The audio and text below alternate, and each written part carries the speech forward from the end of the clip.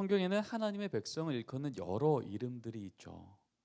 그 이름 중에 하나가 바로 그리스도인입니다. 여러분, 이 그리스도인이란 이름이 어떻게 지어졌을까요?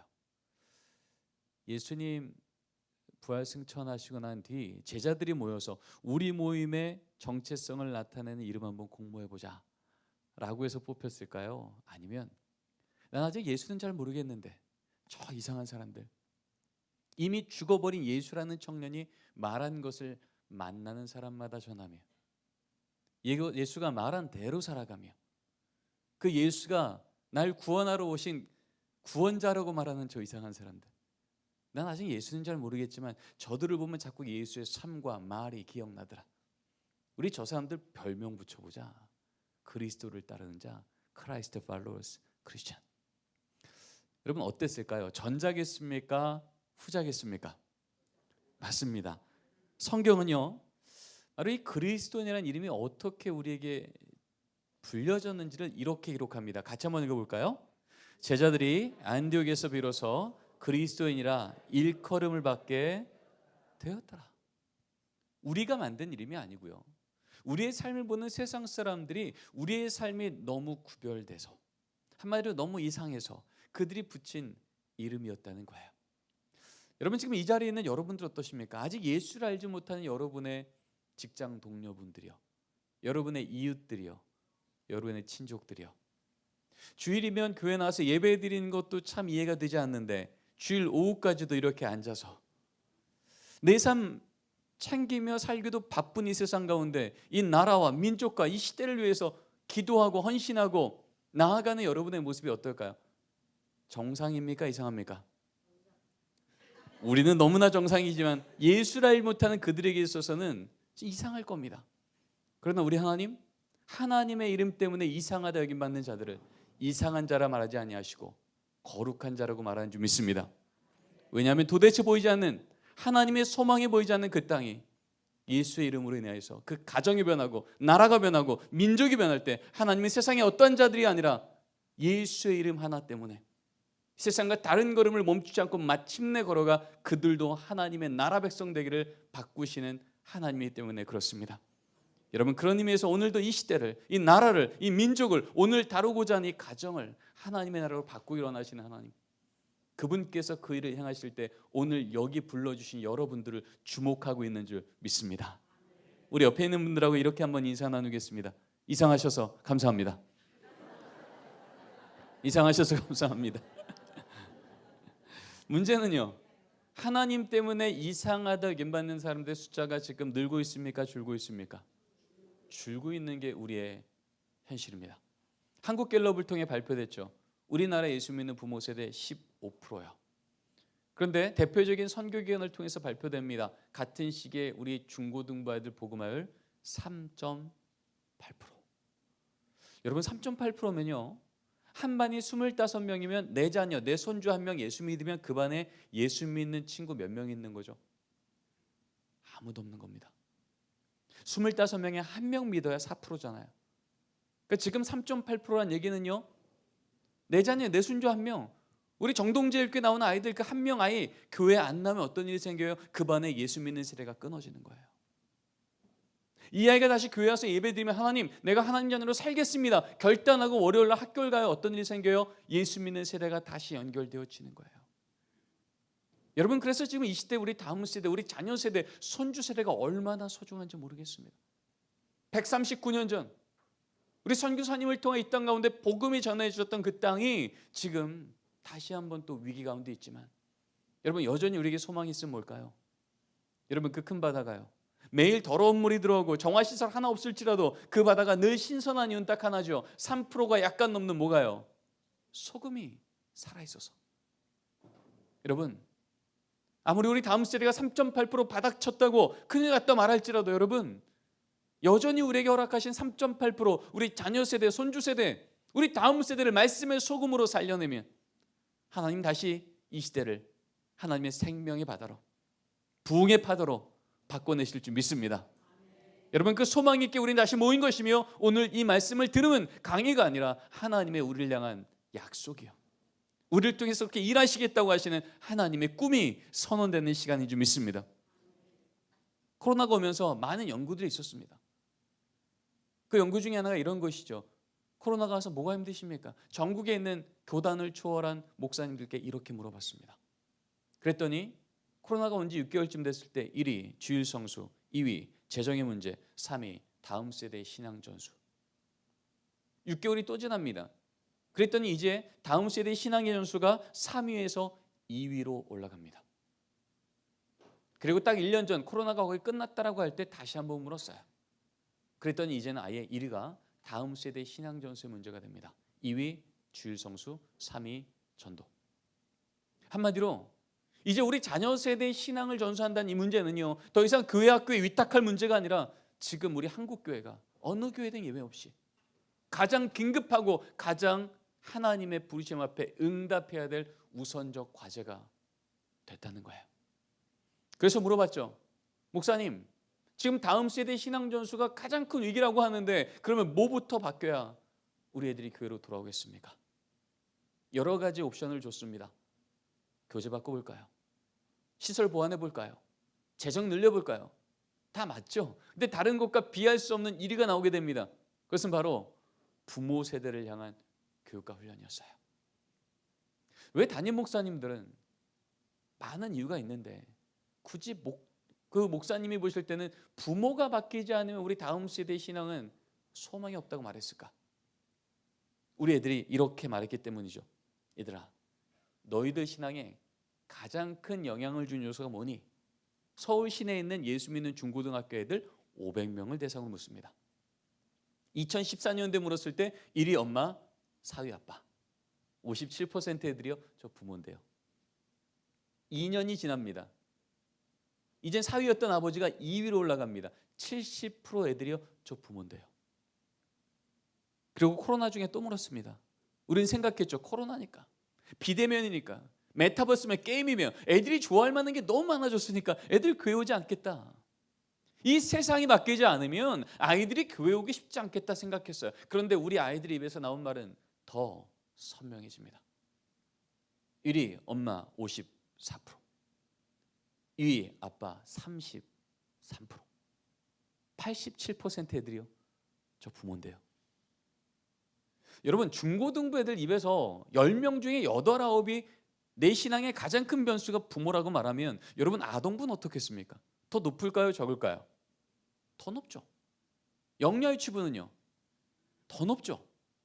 오늘도 부모가 손잡고 오지 않으면 교회 올 방법을 알 수도 없고요, 예배를 드릴 수도 없는 애들이 우리 영유아유치부 애들이에요.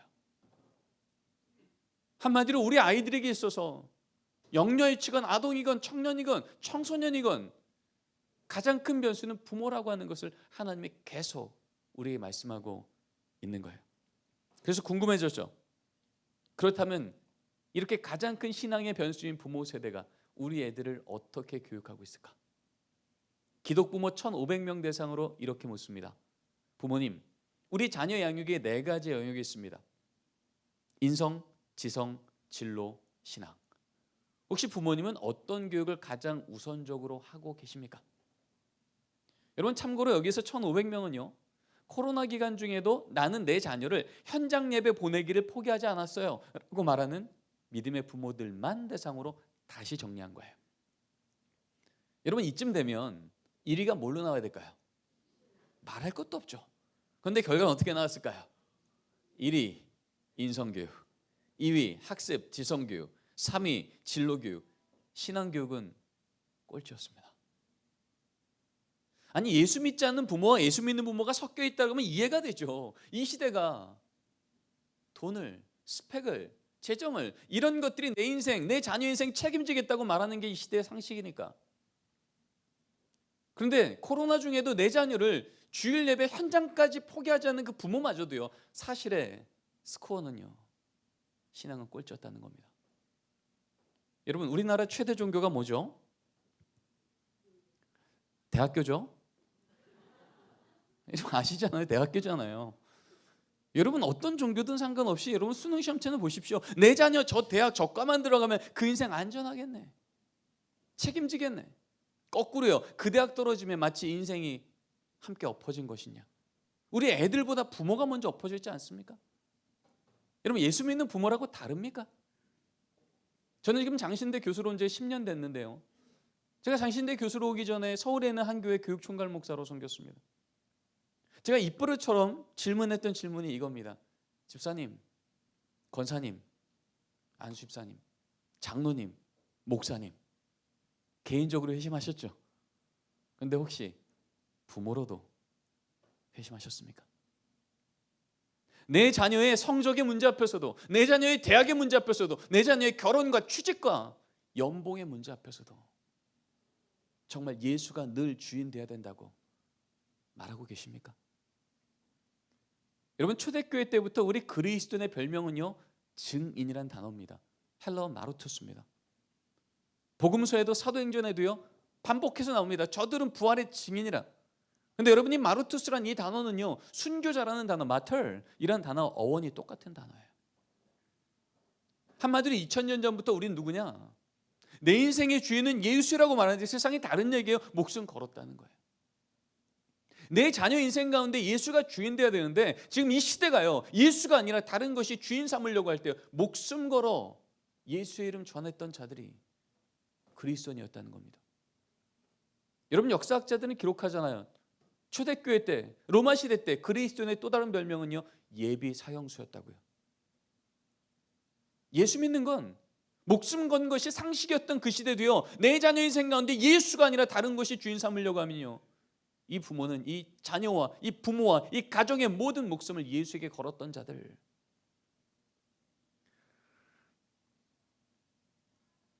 그래서 2000년 교회사는 우리에게 증언합니다. 분명히 시대는 무너졌는데 하나님이 놀랍게도 다시 그 시대와 그 다음 세대의 신앙 정수를 강력하게 회복했던 시대들이 있었다는 거예요. 그때마다 공통적으로 발견되어지는 하나의 특징은 바로 믿음의 가정에서 부모 세대가 삶의 등을 통하여 내 자녀에게 신앙이 무엇인지를 가르쳤다는 거예요. 종교개혁입니다. 500년 전이죠. 마틴 루터, 존 켈빈, 지빙글리, 우리가 알고 있는 담임 목사님이었고 성경학자였고 종교개혁자였던 사람들이요, 천년에 무너졌던 중세교회를 하나님 말씀만으로 다시 갱신했던 바로 그 리더들이 공통적으로 목회 서신서예요. 이렇게 기록합니다. 우리 노란색 글씨만 읽어볼까요? 가정은 시작. 가정이 작은 교회임을 교회가 가르쳐야 된다. 이게 하나님 말씀만으로 교회를 갱신했던 리더들이 했던 얘기예요. 여러분, 교회는요, 아무리 많이 모이고 아무리 자주 모여도요, 예배라는 사건이 멈춰요? 그때부터 교회 아닙니다. 종교 집단인지 몰라도요, 교회는 아니에요. 교회는 반드시 예배가 있어야 되는 거죠.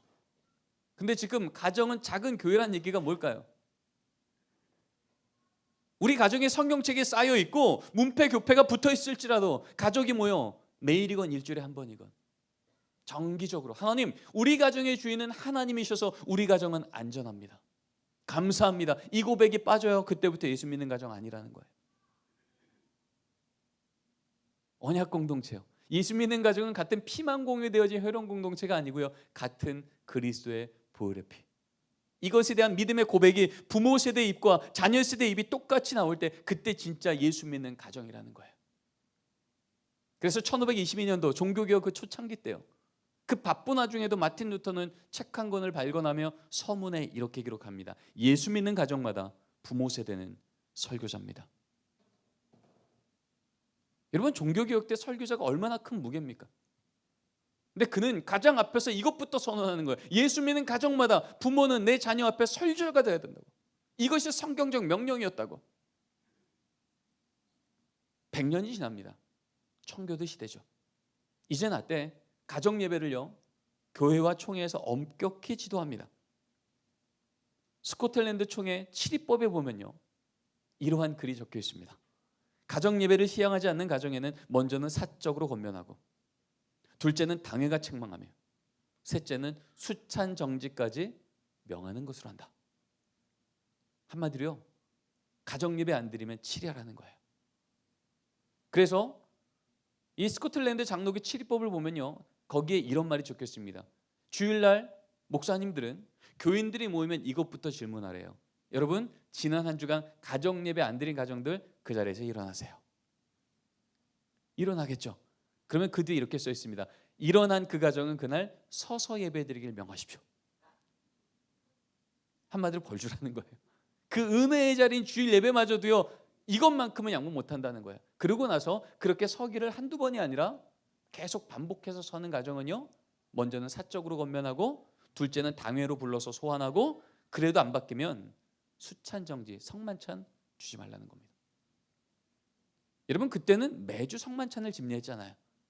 그래서 성만찬 집례할 때 그들은 반드시 성만찬 토큰을 받았어야 됩니다. 그래서 토큰이 없는 자는 이 교회 교인이 아니거든요. 어떤 잘못을 해도 그 죄 때문에 우리 교회 교인이요 아니요라고 말할 수는 없지만, 우리 자녀의 신앙이 흔들려요, 우리 자녀의 신앙이 끊어지게 하는 가정 예배를 멈춰요. 그러면 그 가정은요, 그거 회복할 때까지 우리 교회 교인일 수 없다는 거예요. 이게 청교도 시대 때 신앙의 유산이었습니다. 이거 하나 지키려고요, 시대가 무너졌으니 이거 지키려고 그들은 신앙 하나 때문에 배 하나 타고 신대륙을 건너갑니다. 그래서 세워진 나라가 미국이고 세워진 교회가 미국 교회예요. 그래서 하나님이 미국 교회를 18세기, 19세기에요 1차, 2차, 3차 대각성 운동을 통하여서 이제 다시 미국 교회를 갱신합니다. 미국 사회를 갱신합니다. 그래서 하나님께서 엄청난 복을 주십니다. 3차 대각성 운동 끝날 때쯤에 하나님, 제게 주신 이 은혜를 어떻게 살아야겠습니까? 라고 할 때 그래, 저 조선 땅 가서 복음 전해. 그래서 오신 분이 누구예요? 아판젤러, 언더우드, 스크랜튼. 우리가 알고 있는 바로 그 선교사들이 바로 그 여정 가운데 온 거예요. 그러다 보니 우리나라는요, 선교 초기 때부터 예수 믿는 가정은 어떻게 살아야 되는 것이 성경적인지에 대해서 잘 배웠던 나라입니다. 같이 한번 읽어볼까요? 가정 예배는 시작.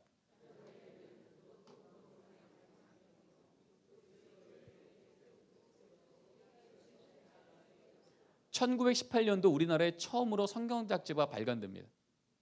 최초의 성경 잡지에 놀랍게도 1권 첫 번째 페이지, 첫 번째 문장이 뭘로 시작해요? 가정 예배로 시작해요. 그러면서 이렇게 얘기합니다. 가정 예배는 그리스도교의 일종 특색이래요. 이 말은요, 저 집안이 예수 믿는 집안인지 안 믿는 집안인지 뭐부터 보라고요? 가정 예배부터 보면 분명하다는 거예요. 한마디로 그 당시에는요, 예수 믿는 가정에는 가정 예배가 있는 게 마땅하고 상식이었다는 거예요. 마치 주일이면 예수 믿는 가정은 당연히 교회 나와 주일 성수를 하는 것이 상식이듯이, 예수 믿는 가정은 집으로 돌아가 정기적으로 가정 예배를 드리는 게 상식이었다는 거예요. 그리고 수신제가요, 나라 쫓아 뺏겨버렸던 그때에 우리 민족이 다시 일어서고 이 나라가 다시 일어서고 우리 자녀가 다시 일어서는 그 수신제가 요소요. 하나님, 이 나라는 망한 것처럼 보였어도 우리 가정의 주인이 하나님 되어주시면, 우리 자녀 삶 속의 주님이 하나님 되어주시면, 하나님, 우리 자녀 다시 일어섭니다. 우리 가족 다시 일어섭니다. 이 나라 다시 일어섭니다. 이 고백을 했던 것이 바로 선교 초기 때 우리 조선교회였던 거예요. 주님, 이 말씀 따라 무릎 꿇어 가정에서부터 하나님께 소망이 있음을 선언했던, 시대를 봐서는 그렇게 암묵했던 그 시대지만 그 암묵보다 더 크신 하나님을 오늘도 고백하는 가정들마다 하나님, 그 가정을 통하여서 믿음의 청년 세대를 세우사 빼앗겼던 나를 되찾게 하시고 전쟁으로 무너졌던 땅 위에 주님의 몸된 교회를 이렇게 지금까지 세워오신 줄 믿습니다. 시대가 선해서가 아니고요, 시대는 여전히 약한데 그 시대보다 크신 하나님을 붙들었던 자들, 그리고 먼저 말씀 맡았던 부모 세대가 가정에서부터 하나님을 고백하는 그 자리에서 하나님은 그 믿음의 다음 세대를 세워 가셨다는 거예요.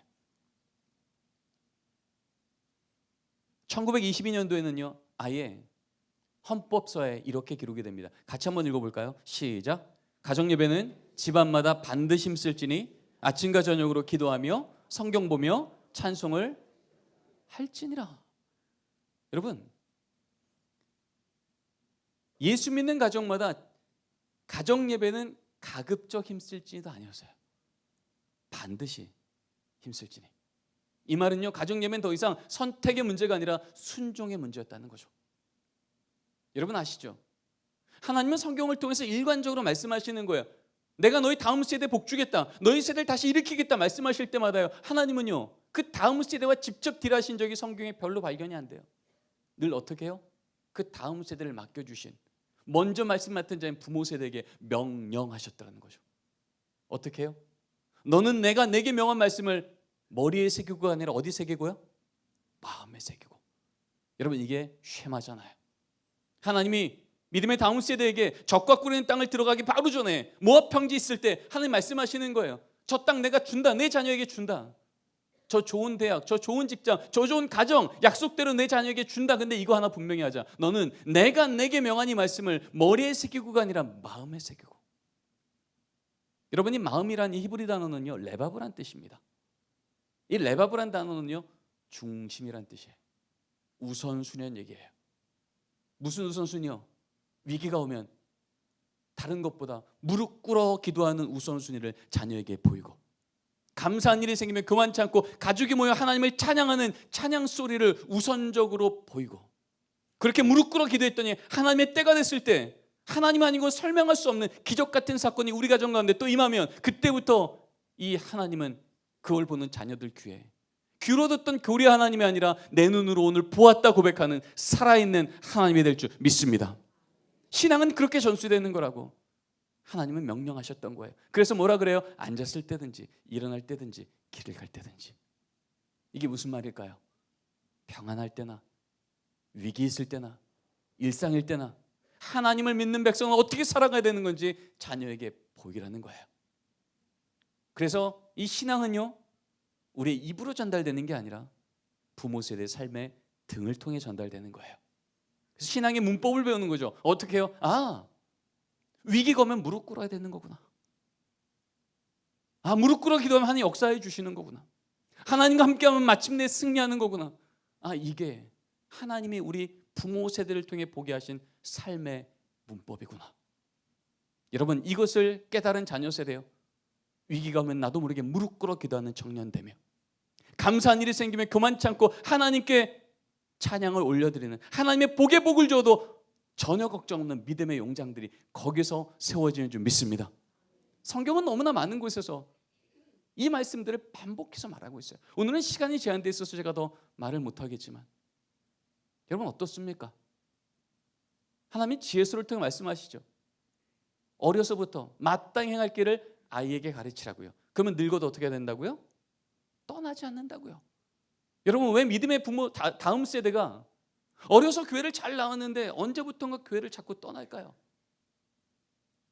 가르치면 안 떠난대요. 왜 떠날까요? 안 가르치니까 떠나는 겁니다. 여기서 안 가르친다는 얘기는 지식을 안 가르친다는 얘기가 아니잖아요. 여기서 안 가르친다는 얘기는 마음에 새기는 일, 삶의 등으로 예수 믿는 부모 세대가 하나님 앞에 위기 때 무릎 꿇으며 감사할 땐 교만치 않으며 일상일 땐 하나님과 동행하는 삶의 등을 그들에게 보이는 그 가르침을 보여야 된다는 거죠. 성경에 많은 가정 예배에 대한 말씀이 있습니다. 여러분 너무나 잘 아시는 말씀이에요. 같이 한번 읽어보겠습니다. 시작.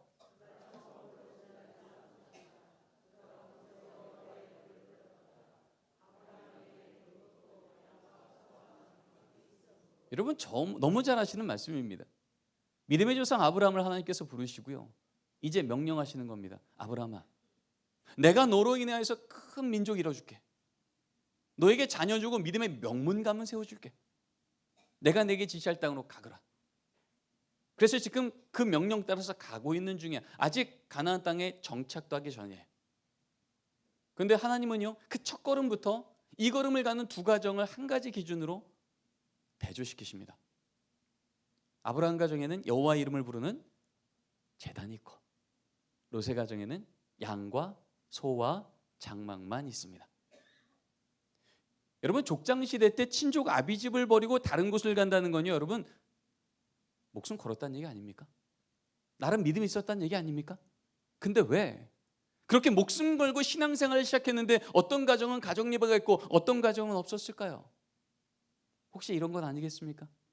하나님 이 걸음 가면 약속대로 우리 가정 복 줄 건 맞죠라고 머리로 동의할지라도 당장 오늘 하루 내 눈앞에 보이는 양 챙기느라, 소 챙기느라, 장막 챙기느라 가족이 모여 여호와의 이름을 부를 여유가 없었던 가정, 가족이 모여 여호와의 이름을 부를 우선순위가 무너졌던 가정.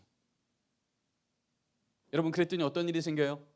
소돔 땅이라고 하는 세상적으로 볼 때 매력적으로 보이는 땅이 딱 나타나니까 이게 사람 많네, 직장 많네, 우리 집에 있는 양소장 막 잘 챙겨 들어가면 살만하겠어. 아, 이게 하나님이 얘기했던 복 받는 인생이겠구나. 하나님 없이 복처럼 보이는 것 쫓아 들어갔다가 망할 도성으로 들어간 롯의 가정과 걷는 걸음마다 멈춰 하나님, 여기까지도 하나님의 은혜였습니다. 앞으로도 우리 가정을 인도하여 주시옵소서. 여호와의 제단을 쌓았던 그 가정은요, 여러분 아시죠? 가나안 땅 들어가자마자 어땠습니까? 젖과 꿀이 흘렀습니까? 기근이 있었습니까? 기근이 있었잖아요. 그 땅 자체가 복이 어서가 아니라, 그 대학이, 그 연봉이 좋아서가 아니라 기근의 땅마저도 복의 근원 되신 하나님과 동행했더니 그 땅을 하나님께서 함께 하시는 젖과 꿀인 땅으로 뒤집어 놓으시는 역전의 하나님이 우리 하나님이신 줄 믿습니다. 이게 우리에게 말씀하신 우리 가정을 복되게 하며 우리 가정을 복의 가정 되게 하신다는 하나님 말씀의 선언이었던 거예요. 여러분, 성경에는 가정 예배에 대한 이 말씀이 너무 많습니다. 여러분, 적어도 오늘 말씀을 기준으로 그러면 우리 집에 가정 예배를 드린다는 건 어떤 원리를 우리가 붙들어야 될 건가에 대한 얘기를 좀 하고자 합니다. 여러분, 가정 예배는요, 시대마다 교단마다 정의도 다 달랐어요. 형식도 달랐어요. 그런데 그것을 다 모았더니요, 한 문장 남는 걸 발견하게 됐습니다. 자, 그 한 문장을 같이 읽어보겠습니다. 큰 따옴표만요. 시작.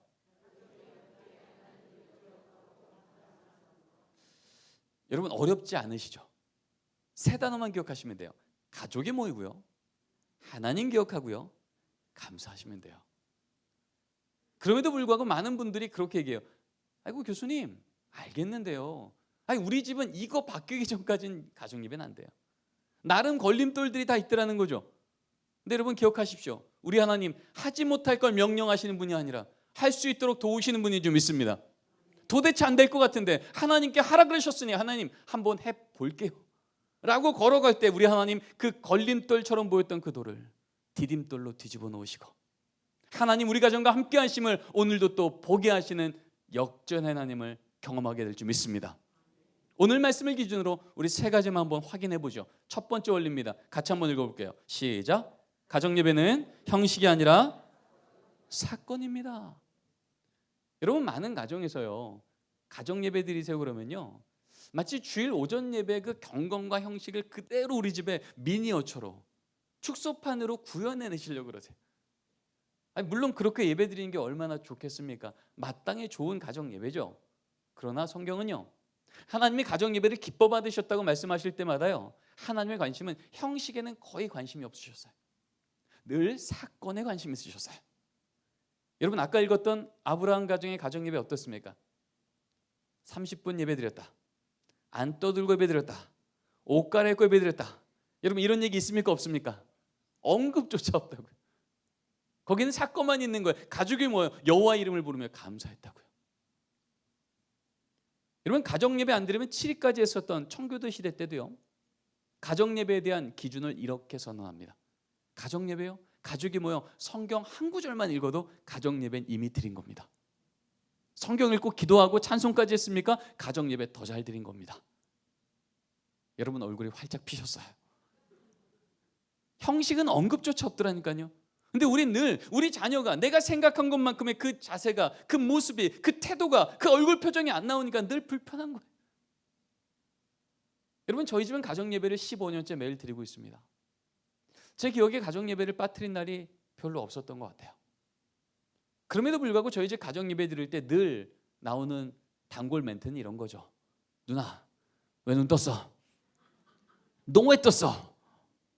발가락 건드리지 마. 여러분, 이런 말이요, 안 나오는 날이 이상한 날인 거예요. 지금 저희 첫째 아이가 중학생이고 둘째가 초등학교 6학년인데요 태어나서 가정 예배를 빠뜨린 날이 별로 없는데도 여전히 그 멘트들이 오가면서 예배를 드립니다.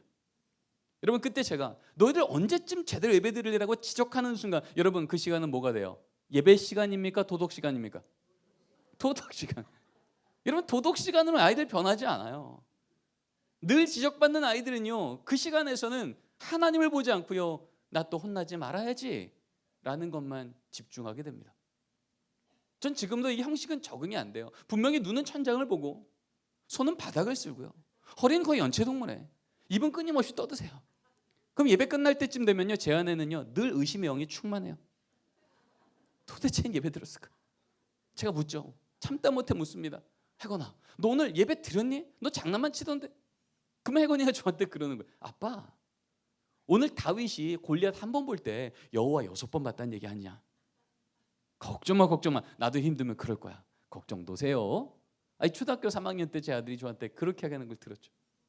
분명히 제 눈에는 장난치고 집중 못하는 아들밖에 안 보였는데 우리 하나님, 우리 아들의 연약한 믿음에 제한받지 않으시고 오늘도 심어놓고자 작정하신 믿음의 씨앗을 심어 놓으신 줄 믿습니다. 이런 믿음은 부모가 못 줍니다. 부모는 자녀 행동을 교정할 수 있어, 플레잉은 할 수 있어요. 그러나 하나님이 우리에게 원하시는 건 플레잉이 아니고요, 프레잉인 거예요. 있는 모습 그대로 주님 앞에 나아가는 거죠. 그때 우리 자녀의 부족한 모습은요, 지적할 이유가 아니라 기도할 이유가 돼요.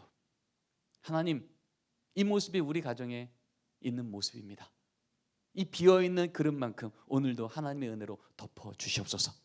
그때 우리 하나님 지적하지 않으시고 탓하지 않으시고 은혜로 덮어주시는 줄 믿습니다. 한 번은 제 연구실에 기자님이 오셨어요. 제가 가정예배를 매일 드린다니까 저희 집에 가정예배 드린 장면을 촬영하러 오시겠대요. 제가 말씀드렸잖아요. 저희 집 가정예배 드리는 장면을 누가 보면요, 시험 당하기 딱 좋습니다.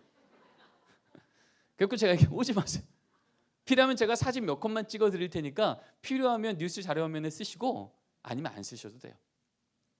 그러고 나서 그날 저녁에 애들한테 얘기했습니다. 얘들아, 오늘 아빠가 가정예배 드릴 때 사진 좀 몇 컷 찍을 건데 혹시나 이 사진이 뉴스 자료화면에 나올 수도 있어.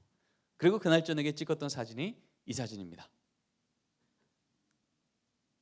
성령 충만한 얼굴이에요. 저는 이 사진을 깜짝 놀랐습니다. 이날까지 이렇게 찬양하는 거 본 적이 없거든요.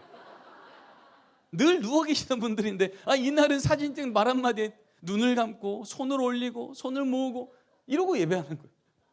말씀 들을 때 찍은 사진이 이겁니다. 얼굴에 노란 미소와 허리는 꼿꼿이 펴고 성경을 뚫어지게 쳐다보는 집중력이요. 예배가 끝날 때까지 요동치지 않으시는 거예요. 늘 이마가 땅에 붙어 계시던 분들인데 이날은 이러고 예배드리는 거죠. 제가 이날 이 사진을 찍고 그 밤에 잠을 자는데 잠이 안 오는 겁니다. 도대체 우리 애들은 이렇게 어린 애들이 위선적일까? 이거 다 거짓인데, 이거 다 조작인데, 이 사진 절대 보내면 안 되겠다, 이런 마음 때문에 제가 불편해서 뒤척뒤척 했는데 하나님이 제 마음속에 이런 깨달음을 주셨어요. 그랬구나. 난 오늘도 또 까먹었네 싶어서 또 지적하고 또 혼내려고 그랬는데 아니었네, 다 알고 있었네. 찬양 저렇게 된다는 거, 말씀 저렇게 들어야 된다는 거 까먹어서가 아니라 아직 미성숙해서 못했던 거였구나. 철을 따라 열매 맺으시는 하나님, 제 마음속에 시편 3절 말씀을 선명하게 기억나게 하신 거예요. 오늘도 이 부모는요, 우리 자녀가 가을의 계절이길 기대한 거죠. 누가 봐도 열매가 풍성하고 입에서 나오는 말들마다 어디 가서 간증하고 싶을 만한 그런 말을 기대했는데 지금 우리 자녀의 계절은 뭐예요? 가을이에요, 봄이에요? 봄도 완전 초봄. 씨앗은 심겨졌고 분명히 여기에 물을 주고 햇볕 줬을 때 싹은 나고 뿌리는 생명수로 내려가고 있건만 땅 위로는 아무것도 안 보이는 거예요. 그러나 우리 하나님, 하나님의 말씀 심겨놓으시면 우리가 그 자리를 지킬 때 우리의 능력이 아닌 우리의 믿음 위에 역사하셔서 철을 따라 열매가 맺히는 것을, 여러분 똑같은 땅인데요, 씨를 뿌린 땅과 씨를 뿌리지 않은 땅은요, 계절이 바꾸면 전혀 달라집니다.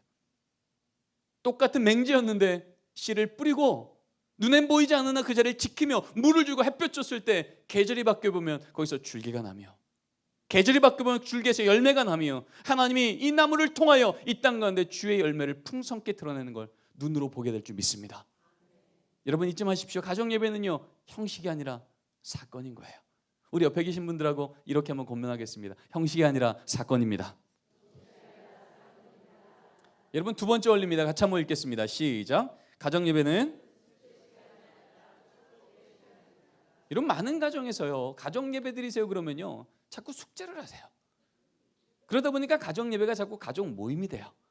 어찌됐건 모여야 될 것 같으니까 모이긴 하는데 문제는 뭐냐면 모여서 뭘 하냐 하면 예배는 드리지 않고 가족 모임을 하세요. 여러분 가족 모임 아시죠? 가족이 모여 부모가 하고 싶은 얘기 다 하시는 시간이에요. 근데 문제는 성경책을 펴고 하시더라고요.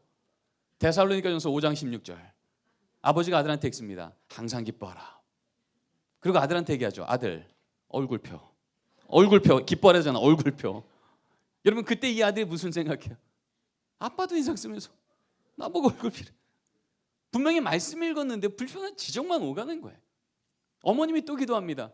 하나님, 우리 아들 이번 기말고사 10등만 오르게 하시고, 그 게임 좀 그만하게 하시고, 그 만나지 말라는 걔 좀 그만 만나게 하시고, 우리 딸 요즘 자꾸 대드는데 그만 좀 대들게 하시고. 여러분 이 기도가 우리 자녀들 귀에 뭘로 들릴까요? 잘하시네요. 잔소리죠. 여러분 물론 이 기도는 간절한 기도 맞죠? 정직한 기도 맞아요. 그러나 기억하십시오. 이 기도는요, 여러분 개인 기도 시간에 하세요.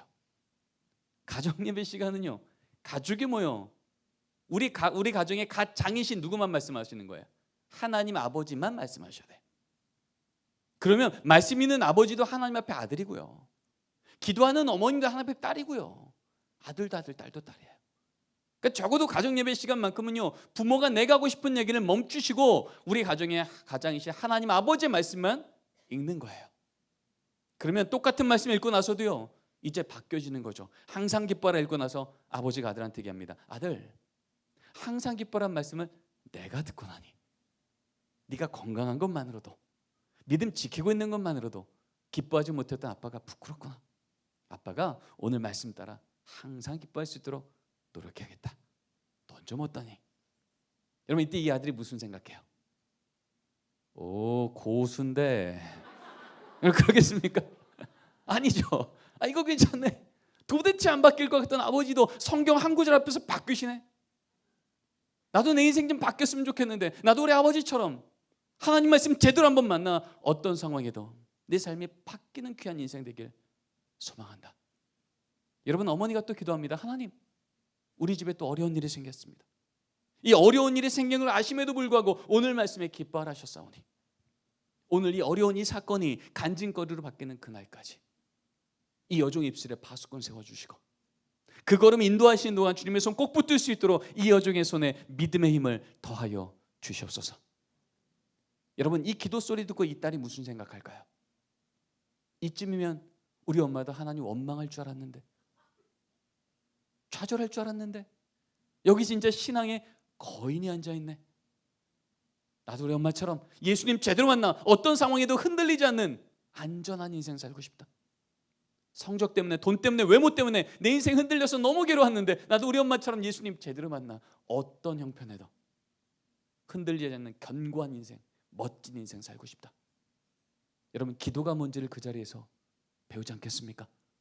그리고 하나님의 때가 됐을 때 이 기도에 하나님이 역사하시는 걸 또 이 자녀가 귀로 듣고 눈으로 보는 순간 이 기도에 하나님이 하셨다는 간증의 고백은 부모만의 고백이 아니라 그 기도를 함께 들었던 이 자녀의 심령 가운데 있는 고백이 될 줄 믿습니다. 적어도 여기 있는 우리 부모님들이요, 조부모님들이요, 우리 자녀, 우리 손주들의 삶의 위험한 걸음 갈 때마다, 중요한 시험 있을 때마다, 중요한 사건들 앞에서 늘 기도하잖아요. 하나님 도와주세요. 한 달 뒤에 이 귀한 여정이 있습니다. 하나님 이 걸음 주님께서 약속대로 오른손 붙들어 주셔서 이 걸음이 하나님께 영광되게 하시고 하나님께서 함께 하시는 걸음 가운데 있는 승리를 또 한 번 고백해 주옵소서. 우린 기도하잖아요. 근데 문제는 뭐예요? 그렇게 기도하고 새벽기도 끝나고 집으로 돌아가서 아침밥 먹을 때 뭐라 그래요? 근데 너 성적은? 근데 너 대학은? 근데 너 취직은? 이 자녀 교회요, 예수 믿지 않는 부모랑 전혀 다르지 않아요. 내 부모가 날 위해서 어떻게 기도하는지를 한 번도 들어본 적이 없는 그런 삶을 사는 거죠. 그래서 성경은 말하는 거예요. 앉았을 때든지 일어날 때든지 길을 갈 때든지 지금 이 상황에, 이 걸음에 하나님께 어떤 고백과 어떤 하나님을 믿는지를 우리 자녀 교회에 들려주라는 거예요. 그게 가정예배 시간인 거예요. 그래서 여러분 가정예배는요, 부모가 자녀를 설득하는 시간이 아니에요. 성경을 가르치는 시간이 아니에요.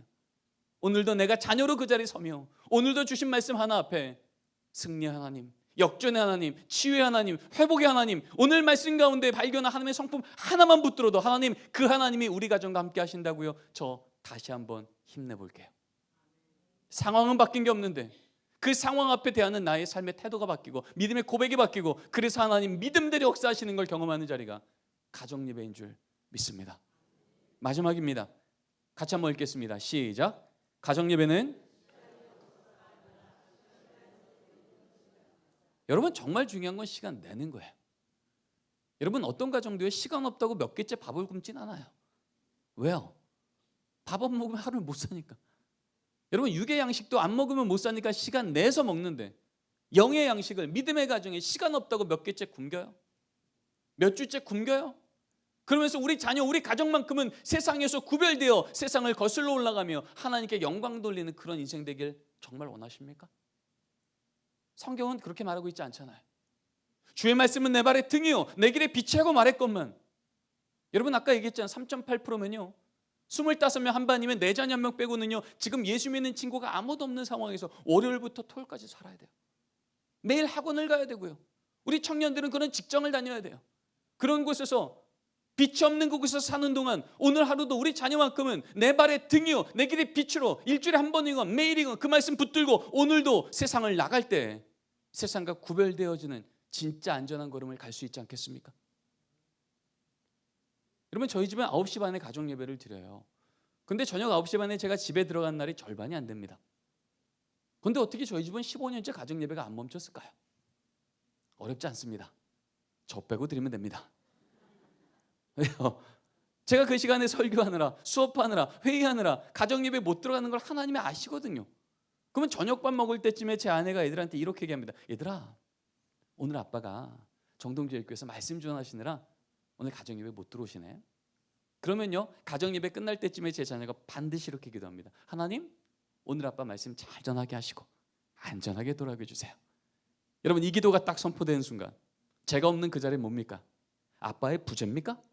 아니면 가족이 모여 그 자리에 없는 가족을 기억하고 중보하고 영으로 하나 되는 시간이겠습니까? 전자예요, 후자예요? 마땅히 후자죠.